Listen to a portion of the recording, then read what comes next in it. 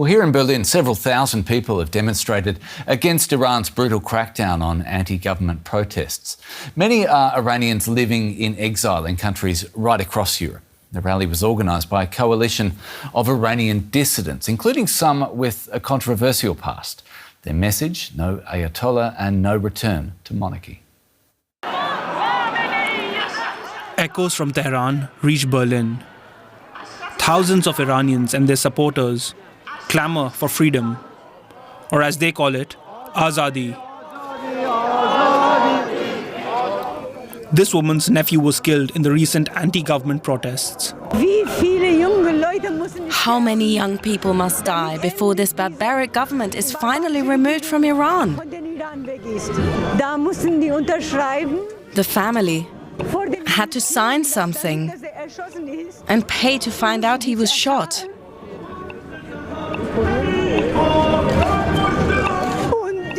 And they aren't allowed to have a funeral service. Organizers of this rally oppose both the theocracy as well as the return of monarchy.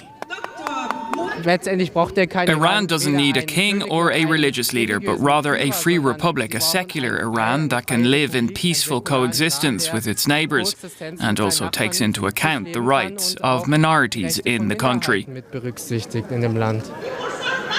Some are also against the idea of foreign intervention.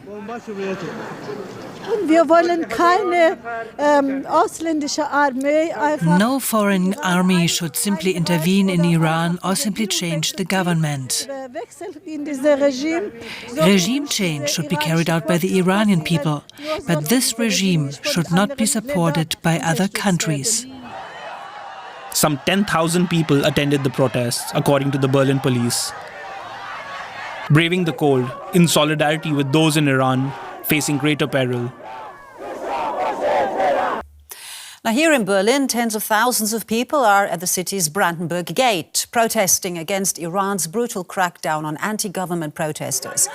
The demonstrators include Iranians living in exile in multiple countries across Europe. They're calling for European governments to give up policies of political appeasement and support regime change in Iran.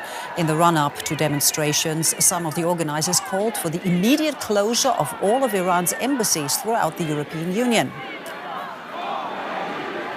And for more, let's cross over to our political correspondent, Simon Young, who is at the Brandenburg gate. Simon, now this is not the first demonstration against the Iranian regime that's taking place here in Berlin, but this one seems particularly big and large. What's different this time? I think the thing that could be different is that many people here feel that this is a moment of potentiality in Iran, a moment when eventually there could be, after so many years, a change in the Iranian regime. And many of the several thousand who've gathered here at the Brandenburg gate in the centre of Berlin believe that there is now a chance for that. They've seen the brutal reaction against the protests that have taken place in Iran, but they still feel that now is the moment to step up pressure on the regime in Tehran and force the world to understand that there is another kind of Iran that's possible, not one run by the mullahs. And that's why we've got this big central demonstration that's been organised here today. Politicians have been speaking, the leaders of some of the movements, the various opposition movements that are behind this demo have been speaking, but also figures like Charles Michel, the former Belgian Prime Minister and President of the European Council. Also, Mike Pompeo was beamed in from his office via video link, the former US Secretary of State. So quite a high-profile demonstration here in Berlin today. And this momentum that you're describing here for us, how is that, if at all, related to the recent indirect talks that took place between Washington and Tehran?